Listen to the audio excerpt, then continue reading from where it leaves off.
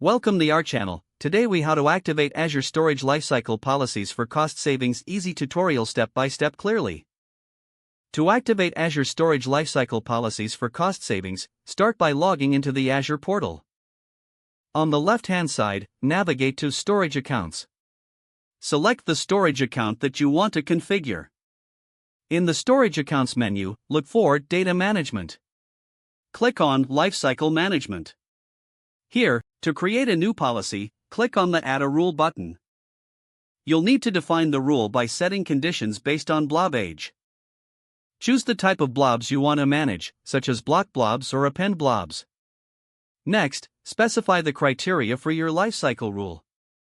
For example, you can select to move blobs to a cooler tier after a certain number of days. You can also configure rules to delete blobs after they reach a specific age. Once you've set your conditions, review the summary of the rule. If everything looks good, click on Create to activate the rule. You will see the new lifecycle policy listed on the management page. Policies may take some time to take effect, so be patient. Monitor the performance and cost savings in your Azure portal. Adjust your policies as necessary based on your storage needs. With these steps, you've successfully activated Azure Storage Lifecycle policies for cost savings. If the page does not load, refresh the browser or try again in a private or incognito window. Make sure you are using the correct email address, then retype it carefully to avoid small typos. If your password is not accepted, use the reset option and create a new strong password you can remember. Check your spam folder for verification or security emails, then complete any requested confirmation steps. Enable two-factor authentication if available to improve account security and reduce unauthorized access risk. After signing in, review your profile details so your contact information and settings are accurate and current.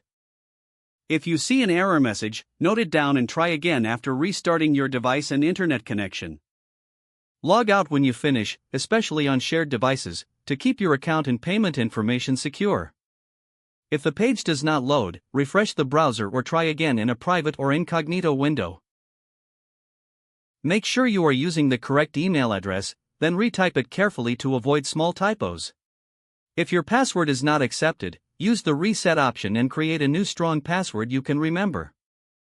Check your spam folder for verification or security emails, then complete any requested confirmation steps.